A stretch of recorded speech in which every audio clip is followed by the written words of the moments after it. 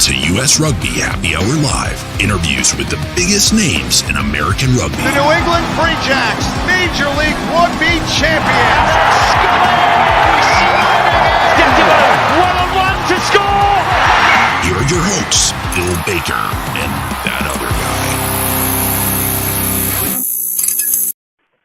Hello and welcome to US Rugby Happy Hour Live. I'm Bill Baker. My co-host, the other guy, John Fitzpatrick, unfortunately is not able to be here today. He's got family duties like we all do at times, and that's okay. I'm going to take one for the team and do this by myself. I think I can do this. I know I can do this. So anyway, today, just in a minute, we have Alex Magleby, one of the new co-presidents of Major League Rugby.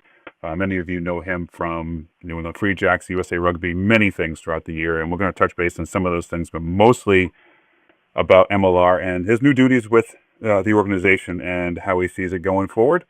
And a lot of us who know him are really excited about this, and we definitely see this as a positive, and hopefully he does too. I'm assuming he will see it as a positive, so we'll go from there.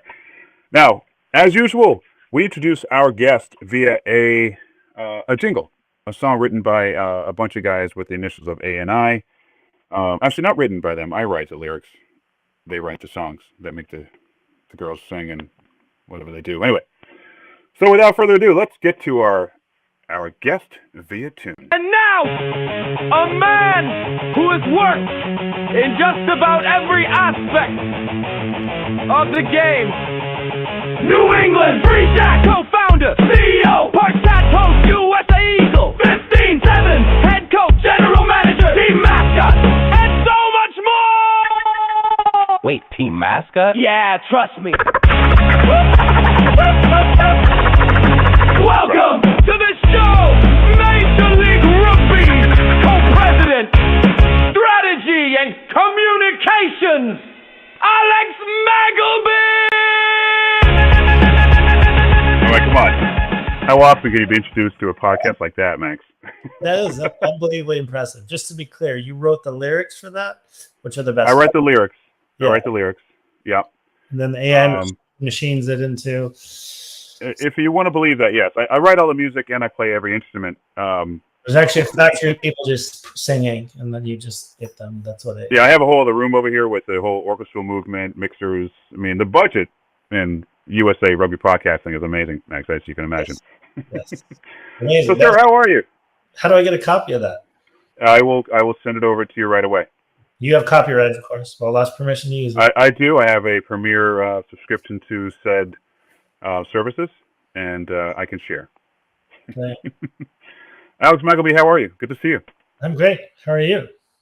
I'm great. Yeah, it's been a while, and I understand the Free Jacks had an event last night. Were you able to attend that? No, I'm not. I'm no longer with the Free Jacks. I'm happy. I got a few text messages last night from some of our amazing fans that said it was an A+ event. So that's awesome to hear. Yeah. Well, I definitely want to touch base on that as far as you no longer with the Free Jacks, and of course, your new position. So start with that. Again, congrats on the new position with MLR, and as the jingle listed, you've held many roles in the game. Why not include this one too, right? Let's just go for it. Maybe go from there. Yeah. Mac, first day on the job, Max. What the heck are you doing, taking your time to talk to me? Well, you asked first, so this is great. Thank you. Like you, Forbes, where do you go from there? I think people are excited about potential change. I think that's a really positive thing. I think it's been a really hard time for most people involved in the game in the United States at certain levels. Yeah. Last year plus, and I just think that it's now a really exciting change to move this thing forward and to get collective agreement, and there's just so many positive things that are actually happening at the grassroots level at different levels in MLR, other things with our national teams, and to get some opportunity to connect the dots will be really cool. Yeah, very cool. Now you and Graeme Bradbury have been named co-presidents, effectively replacing the CEO and commissioner positions, if I believe I have that correct. Bradbury's new job duties, operations and competition, yours, strategy and communications, forward-looking strategy, external growth. So could you break down what these job duties mean for both Graeme and you, and what you're tasked with? Yeah, so the board of Major League Rugby decided after doing a fairly extensive search process. Nick has decided to step away. Nick's fantastic. He's done yeoman's work in a very difficult time for the league repeatedly. And I think originally he signed up to be an interim CEO that carried on for multiple years. And then Graeme was, over the last year, Nick's right-hand person who was running operations effectively. And I think the board's really excited about the work that Graham's doing and how we continue to do that work.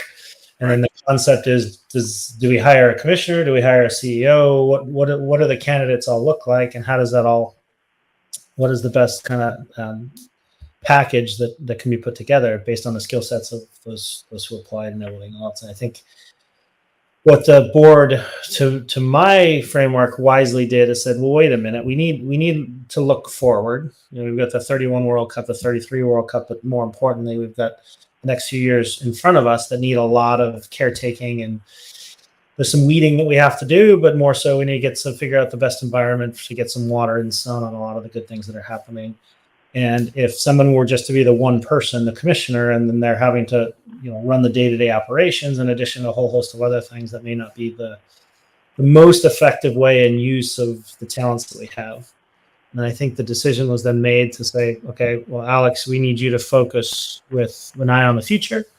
We need you to be heads up and really planning out how all these pieces can come together, how we can continue to grow, how we can restart some things in our media planning, how we can continue to engage with our awesome fans. There's some really cool fans, as we know from the Free Jacks, but across a lot of the other teams that really can grow and blossom, and given the right opportunity to have a say and a whole host of other things. So I think those things were all important. While Graeme then is working on, okay, let's make sure this competition is happening. Let's make sure there's integrity in the competition. Let's make sure there's competitive parity, which I think is one of the great strengths of MLR. Throughout all its years, most games are decided in the last 2 minutes. There's great drama. That's awesome. I think that's one of the great things in Major League Rugby. One of its great strengths, sometimes despite itself, was that competitive parity and making sure that continues to happen. I think it was really good. There's equal salary caps and all of those things, and Graeme is the lead on that and doing an awesome job. That makes sense? No, it does make sense. Now just pivoting to yours as well. So you touched on it earlier. You said your role with the Free Jacks is over, and this is your full-time gig. Can you explain when that happened and what that means for the Free Jacks as well? Yeah, so you're probably aware last spring we decided at the Free Jacks board level that, I founded this thing. I started it up. I kind of pushed it for 7+ years. And it was important that we brought in some fresh blood who's going to be on the ground. I'm not on the ground every day. So we brought in Ian Fournette as the CEO to kind of take over my role as the CEO last spring. And then I was set to advise Ian as the executive chair, which I did for the that year. He had to get up to speed. I continue to work with TK on the rugby side of things and the branding side of things and all and everything. It's kind of get us through this last season. So kind of my commitment to doing that wrapped up really at the end of summer. And so the Free Jacks are in a great space. And for any of our MLR teams to be successful, and the entirety of the value of each one of those organizations is really derived from a successful league, because everybody's just an owner-operator into the league itself. The league itself employs the players. That's where the value creation is. And for us, it was really important that we're in an ecosystem that is going to grow and is going to draw value through, net new fans, significantly net new fans over the course of the next decade. And I had an opportunity to come in and help with that starting yesterday. Yeah. Now, speaking of fans, you're well known for being out in the middle of it all, listening to fans, saying hello, shaking hands, etc. Should we expect to see more of that now at the league level from you? Listening to fans' ideas, qualms. For instance, I've bitched to you about broadcasting quality of matches. Will you listen to me also? Are you still an open door? I think that's really, really important. I think this only exists because of the fans. So we have some really awesome fans who've had some good experiences and some bad experiences, both within rugby, both within MLR and outside of it. And they have a lot to bring to the table. At the end of the day, if we're successful, is because we've got these hyper connected communities. That is where the strength is. That is where the stickiness is. Yes, we can come on over the top and make it really shiny and have great broadcasts and do those things, which are all going to be super important to our kind of strategy to grow. But the glue of all of that is the experiences that we have on game day at the Free Jacks match and at some of the other venues where people are tailgating their, congratulating their children on something that's awesome that they just did. And it's, in many ways, it's that dying out pub culture, the local coffee shop that now becomes real and live because of the sport. And that's a huge focus. And that only exists because our fans are making that possible. And that's the glue. And that's will be a huge focus of mine, is listening to our fans and saying, okay, that makes sense. What you're saying is actually, we haven't been doing that well, or we'll continue to do that. That's awesome. And that's a great new idea. Some we can deliver on, some we can't. This morning, I think on X, day one, we had a call with somebody, and there's potential opportunity to partner, with the group. And I said at our next, and everybody had most people were really positive, and of course, you hear some from fans who are upset that they lost their team, or that they have a way that they see it, and the only way it's going to work. And happy to hear those ideas. No question. Good news is they're passionate about it, and that's the most important part. And then, generally speaking, for MLR, what is the priority right now? Is it future growth of new teams? Will say, is the priority not taking another step back and stabilizing? Yeah, I think in order for any of those things to happen, we have to stabilize what currently exists, and we have to have something that we're all super excited about with 6 teams. I think that's really important. There is no doubt that a big KPI for the year ahead is laying the groundwork for expansion. Expansion will only happen, though, if it makes sense for new ownerships and new groups to come in and say, yeah, what that is on the field, and more importantly, off the field and surrounding it, in 30 seconds digitally of what we're doing every day, and the live events we're running and the broadcast all make sense to make the investment to make this all work. So they both have to happen at the same time. We have 2,100 days, roughly speaking, till the next. So we're hosting the Rugby World Cup in the United States. Our job is to continue to aggregate fans so that when that moment comes, there's a place for all those new fans to go. And, hopefully that is in multiple cities where not only the World Cup's happening, but in other cities as well. So expansion is quite important. And personally, I'd love to see some of our old cities that no longer exist come back, whether they got similar ownership or different. I think that would be really cool to see as well. Now, is the league as a whole on solid financial footing? I know some teams themselves have had issues. If it's not right there where it needs to be as far as financials go, what's the league doing about that? Have you pinpointed any metrics you can attack to get on solid? The league is only successful right now from a financial point of view because people are willing to have a negative carry investment, right, for multiple years, for a long period of time, until they see the return on that investment, the perceived return on that investment, right? And that really, in sports entertainment, not only comes from having successful live events, but really media plays that pay for all of those lost dollars throughout the years. Yeah. So there's a committed group of owners who want to see this work, and they've been doing it, some of them 8 years now. This is a big, really important year. This is a really important year to say, we are proud of what this is. We are proud of the fans, and they're growing. We are super excited about this product. We love this community. And I think that some owners have had that feeling in the past, but it hasn't probably been as connected as it could be. And I think that'll be a really fun opportunity this year to make that work, if that makes sense. But it only works. Yeah. It doesn't work because our revenues are greater than our expenses. This is definitely a negative carry investment, like most sports entertainment investments are. And time will tell how quickly we can get into a position where owners are really excited about, continuing to carry that load.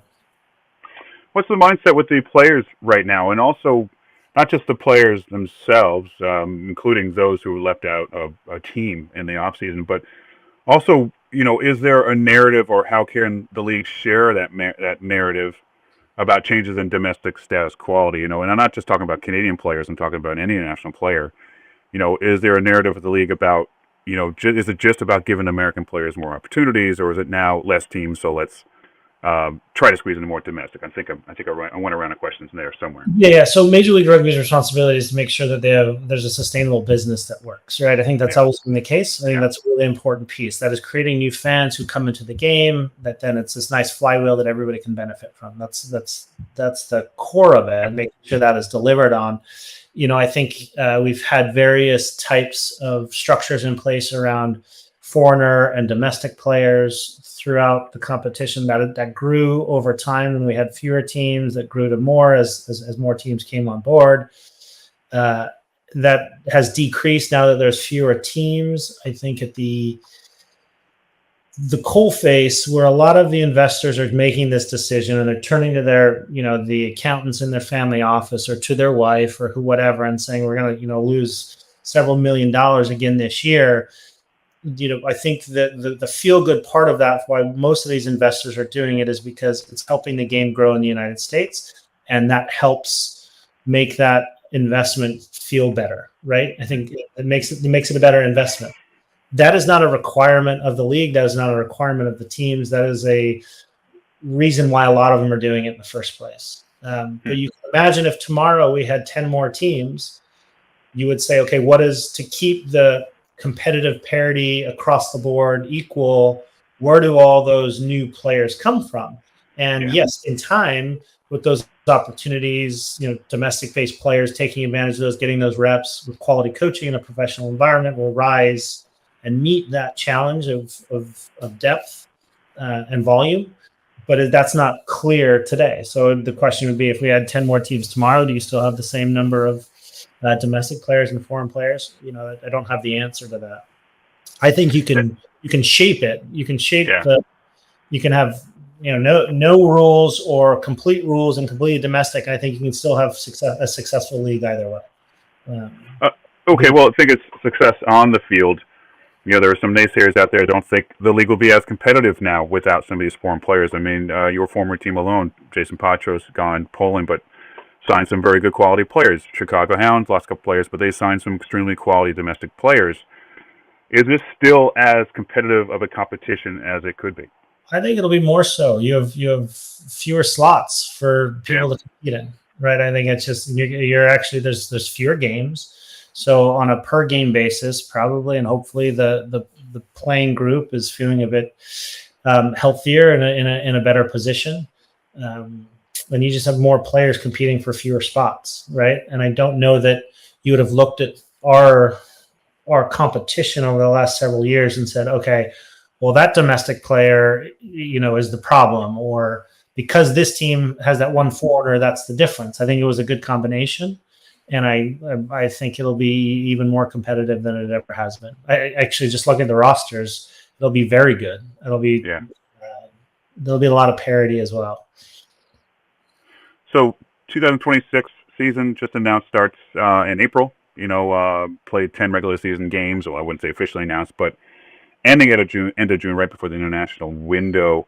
It seems like that April to June is a sweet spot for scheduling matches. And then another announcement that's been released by the league, the Sunday night rugby matches, 9 regular season games on those, including, our friend Will Hooley hosting a Sunday night rugby show on ESPN. So it seems like it's getting out. Now, with that said, with the schedule, less teams, are there positives to a shorter season? Well, yeah, so let's just take the week-to-week cadence. Cadence is going to be such that there's only 3 matches on a weekend. One of our biggest problems over the last several years is because the decisions about when games were to be hosted and played were based on stadium. So it's based on the local club working with the stadium ownership to decide on the best time to sell tickets and when the stadium was actually available. So there were weekends where we had 5 games all at 5 o'clock on a Saturday. And so fandom across the league, you could only watch one game. You couldn't watch multiple games. And then we also weren't shaping behavior. And we try to do that a little bit at the Free Jacks. Being like, okay, it's either 4 o'clock on a Saturday, or it's 2 o'clock on a Sunday. Those aren't great TV windows. Or certainly the Sunday one wasn't a great TV window, great ticket sales window. And it didn't conflict with the amateur game, which is also a really important piece with this. Is let's not compete with any other rugby, like across the board. And rugby in the United States has always done this. Like 2 weeks announcement, suddenly we have a sevens tournament here and a test match here and something else here. And let's try to avoid that as much as we can. Not totally avoidable, but as much as we can. And so for the cadence of the weekly schedule, there's going to be a game late Saturday afternoon, East Coast time. There's going to be a game Sunday afternoon that then leads into Sunday night rugby. And so anybody can watch all three of those. All the stories and all the narratives build up into, the conflict and characters build up into the resolution on those games. You're going to want to watch those games to see what happens. And does this player actually play? And are they playing as good as they did last time? And that's my favorite player here. And so I think that's a massive step forward that MLR has taken to kind of change and start shaping behaviors. And everybody can say, like in the NFL, 1:00 on a Sunday, most likely you're going to be able to watch the Patriots, right? Yeah. And that becomes pretty cool. Then Monday nights and, now Thursdays. And that's an awesome change. Yeah, definitely more consistent. But has there been conversation maybe about times? You mentioned some times earlier. Let's say Old Glory is playing in Seattle. Have there been any thoughts of changing those kickoff times to an earlier time Seattle so it's not 10 o'clock on the East Coast? Yeah, that would be ideal. All Sunday games are going to be pretty much 8 p.m. Eastern the whole season. As we I don't think this has been published yet, but 4:00 on Saturdays, 4:00 on Sundays, 8:00 with a rare exception, a 7:00 game for Sunday night rugby, which is pretty cool. I mean, East Coasters, I think I'd probably prefer 7:00 it being, but that's the window that works for kind of to make it all work and for ESPN and to increase our numbers. Last year, I think the two most watched games were our Tuesday night game, or Free Jacks game hosting LA, that Tuesday night in April, which was the least attended game, enough to make it look like and feel still fun like a Free Jacks game, but it was the highest TV ratings. And there was a late Sunday night game, I think it was in Miami. Those two were the biggest. And if you go back to kind of like the windows of where broadcast eyeballs are the highest, which in the end will really drive the business and drive more ticket sales and more kids wanting to participate and a whole host of other things. Now, going back to that, you'd wanted to know about, sorry, I just talked about, you'd wanted to know about the whole season. I kind of avoided that question. I just want to make sure we got to it. No, we got to it. It was good. It was just more about the timing of matches and all that, and just the sweet spot between April and June as far as the games go. Obviously, firsthand, having a match in Boston, Chicago, whatever, in January, February isn't ideal. So a shorter season allows us to be in better conditions. Yeah, I think a clean media window where we can kind of own some space and we're not competing with March Madness and a host of other things that have been a challenge. And I think we always thought, we've experimented, and we always thought, the Southern teams could host in February. And when we did that, we found that even a lot of the Southern teams, if it's raining in Texas or Atlanta or San Diego, people aren't showing up. So overall ticket sales weren't great either. And so that was a problem. And then so we're like, okay, let's play play after the international window. We did that 2 years ago. That's a long season. We lost a lot of narrative. Yeah. A lot of people, it was done. You saw ticket sales in the late July games, even though they were playoffs, they weren't great. Everybody's going to the ocean or the lake, or their kids were off summer camp and a whole host of other things, right? Yeah. Now, I could be wrong. MLR is not selling broadcast rights. If I'm correct there, are we any closer to being able to do that? We're currently on the second year of a deal with ESPN. Okay. That is so there's no current that deal goes through the end of this year, is my understanding, and then we'll go from there and see where the numbers are. But I guess my question is MLR we are financially? We are not getting paid. So that's what I mean. Yeah, there's 3 tiers, right? You pay, you produce it, and you pay to get airtime. Right. You produce it, and they publish it, and you have some split on ads sales. 3, they publish it, they pay you for those rights, and they take the ads, right? We are in tier 2 of those 3 things. It'll be very analogous to probably where USL was a couple of years ago before they signed the bigger CBS deal and et cetera. We're not that far behind from a numbers perspective. We don't have the volume of games you would see in soccer, but we certainly have good numbers for a certain number of our matches. And I think there's going to be an attractiveness to it. You got to remember as well, nobody's really investing in that ecosystem yet until they understand what's going to happen with the 2031 Rugby World Cup rights and the 33, right. But the 31 or the next one. And you saw that even CBS Paramount came in, did the deal with World Rugby / USA Rugby through 29. But that's gives a lot of window. Nobody wants to develop the ecosystem for a competitor.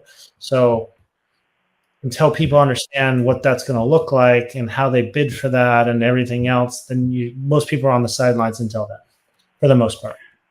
Yeah.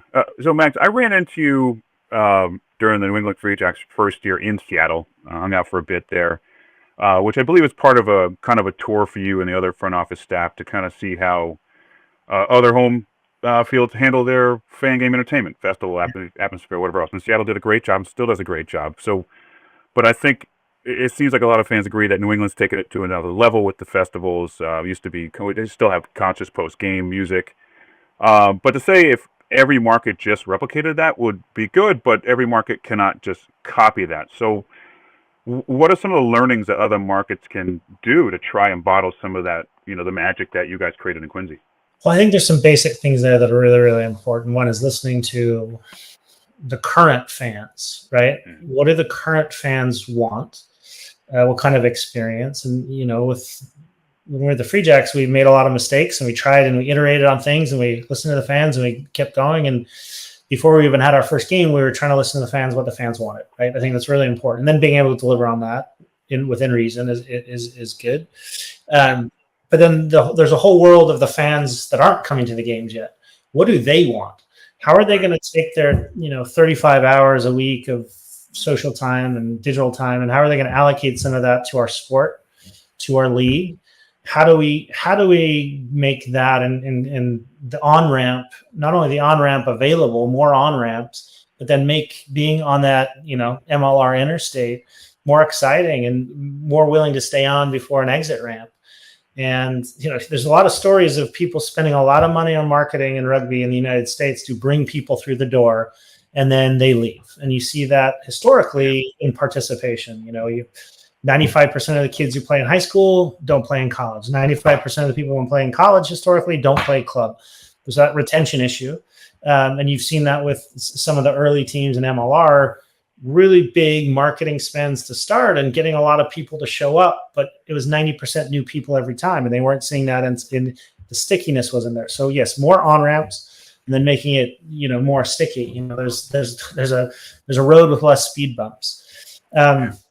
There's parts of what we've experienced in New England that I think fairly universal, right? I think in rugby in general, people really enjoy the camaraderie. I think people really enjoy community. I think there's some values in our game where you and I have discussed this multiple times. We're wearing different jerseys. We may be a bit cheeky in what we say, but we're going to buy each other a beer or break bread together or something else, right? It kind of stops there. It's the tribalism of soccer without the crazy parts to it, right? It's the we've got the faces of the UFC, just a lot more of them, and the personality types and the arc personality types. I think that's a really, really cool piece of it. It's a global game, but it's also hyper local is what I'm trying to say. And I think there's some universal things there that can be shared across the board. Now, not everybody controls their stadium, so you got to take that into consideration. They don't have access to the parking lot. Seattle does an awesome job right now in their current iteration. They don't have access to kind of doing the great American tradition of tailgating. But that'll change in time as other things change, and they're doing other great things to kind of manage that. But I think there's some universal things there that if we can create or share across the board, empower our fans to really bring the energy, and have even competition among the fans and the fan groups. I think there's some really cool things that we will be able to do. And finally, Max, any final message you can share with MLR fans who are generally concerned about the health of the league ahead of 26 and going forward? Yeah, we had this conversation 3 years ago. This is inevitable. Change is going to happen. This is not the last time that we'll see acceleration and then deceleration. These things will happen as this league grows. That's going to happen. As long as the long-term trend line is going like this, and certainly in all the metrics that I've had access to through the Free Jacks and everything that we're measuring, our compound annual growth rate is 48%, like over those years. That's amazing. There's some amazing narratives and story. There has to be a lot of staying power. This is not easy. I think sometimes we get in the mindset that if we just build it, they will come. That's not, we can make the most wonderful bathtub in the world, but if we haven't worked on the piping to get the water there, it doesn't matter. Like, we're not going to have a great bath. Like, it's just, all those pieces are really important, and they're hard to do. They take time and resource. And if we want to go faster, it takes more resource, right? And so I think it's just, we understand that this is going to continue to be like that. It's going to be one fan at a time, one street at a time, one school at a time to grow this thing, to grow rugby in this country. But we have some really good opportunities ahead of us to continue to do that and to take advantage of the work that's already been done. Well, Alex Magleby, co-president of Major League Rugby, thank you for coming on. It's always a blast to talk to you. Good luck in this new role, and we're cheering for you, obviously. Great. Well, thank you. Do you think I should restart Full Contact CEO and drop it to like Full Contact Co-Presidente? I think it rolls right off the tongue. Yeah. Go for it. Awesome. All right. Thanks, all right. Cheers. Cheers, bye. All right. Alex Magleby right there joining us, fresh off the news today, or yesterday, or today, I forget what day it was, one of the new co-presidents of Major League Rugby. People who know him know he will do a fantastic job. He's been in every aspect of the game in America. The ideal, if anyone ever wants to work in the game, that's the guy really that the mold it should be, made from. He's just been involved in everything, and he's started and created an amazing program in New England with the New England Free Jacks, and hopefully he can continue that kind of idea, that build with Major League Rugby with the other co-president, Graeme Bradbury, as well.